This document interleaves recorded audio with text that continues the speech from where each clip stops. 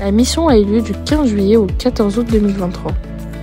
6 membres de l'association sont partis pour réaliser cette mission.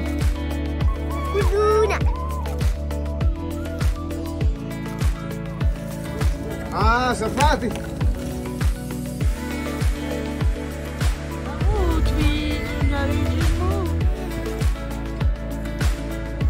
Bien évidemment, nous avons été aussi aidés par 4 membres de notre équipe malgache.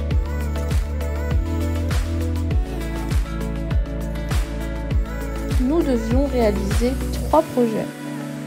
L'adduction en eau potable du village de Menasak, des sensibilisations et la réhabilitation du club informatique. Notre aventure a commencé à l'aéroport de Charles de Gaulle à Paris. Nous avons pris l'avion direction la capitale de Madagascar, Tananarive, où nous sommes arrivés le dimanche 16 juillet. Nous sommes donc restés 4 jours dans la capitale, où nous avons été hébergés chez les grands-parents de notre présidente. Nous avons commencé par faire le tour de Tana le dimanche.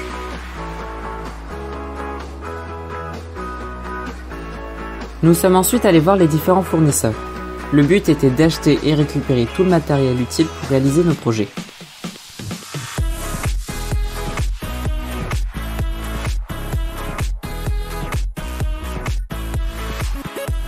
Man, montre-nous un peu quelle citerne on va avoir du coup. Je sais pas si c'est les petites ou les très hautes, mais c'est celles qui sont en verticale.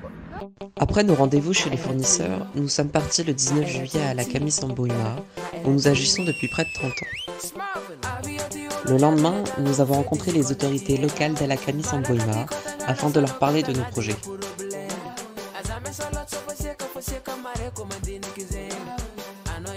Et nous nous sommes rendus dans le club informatique de l'association. Ensuite, nous nous sommes donc rendus pour la première fois à Menasak, le village où nous allons construire le réseau d'eau potable. Nous avons été accueillis par les villageois, dont les doyens et le chef du village, et ils nous ont conduits jusqu'à la source se situant au pied d'un rocher. Le tracé des tranchées a ensuite commencé avec des piquets et l'emplacement des 4 bornes fontaines a été choisi. À partir du samedi 22 juillet, le chantier a démarré. Cela a été une des rares fois où nous nous sommes tous rendus sur place. Quand nous allions sur le chantier, nous étions déposés en voiture par rive et nous finissions le trajet à pied dans les rizières. Quand nous devions creuser les tranchées, notre rôle consistait à enlever la terre de celles-ci, tandis que les villageois les creusaient plus profondément.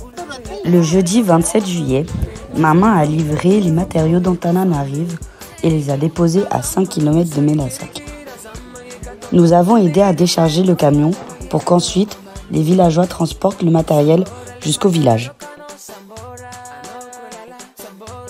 Chaque jour, environ 15 villageois se relayaient matin et après-midi.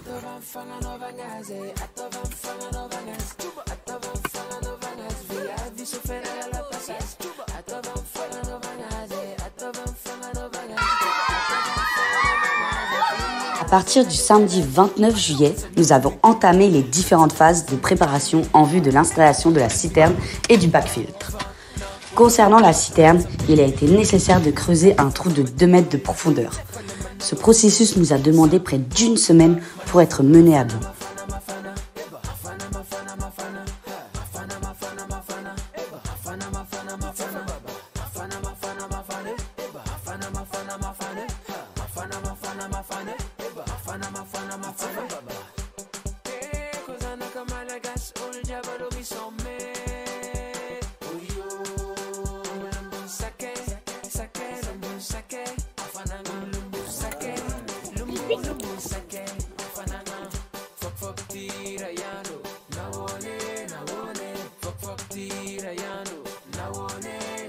Le mardi 8 août, nous avons franchi une étape cruciale de notre mission, les dons. En effet, depuis notre départ de Paris, nous avions tous pris une valise supplémentaire de 23 kg, qui contenait à l'intérieur des vêtements, des peluches, des chaussures et même des super lunettes de soleil fournies par nos partenaires.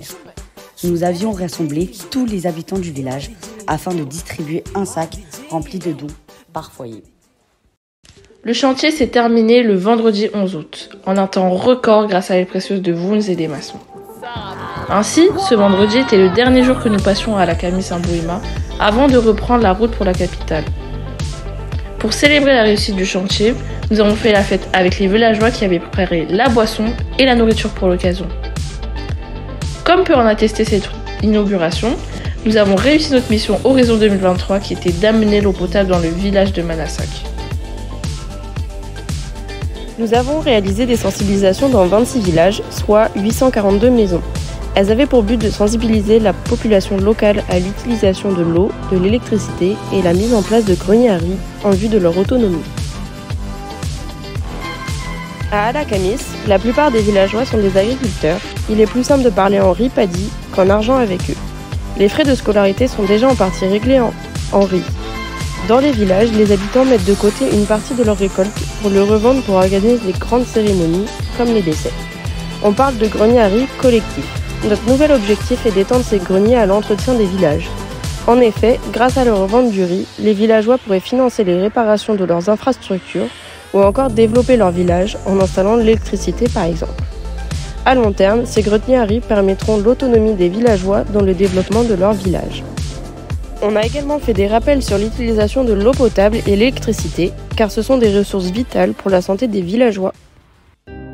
Après l'effort et le réconfort, nous sommes aussi partis en vacances.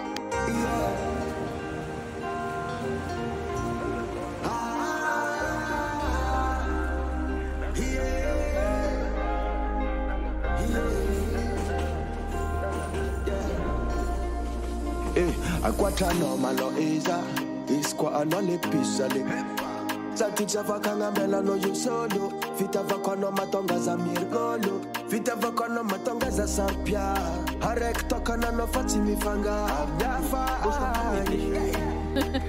Yo yo yo yo Nek za yumane Tano mangami Afalanga za Nek za mitumanga No mangami Afalanga za Et c'est ainsi que la mission Horizon 2023 d'ID Madagascar touche à sa fin.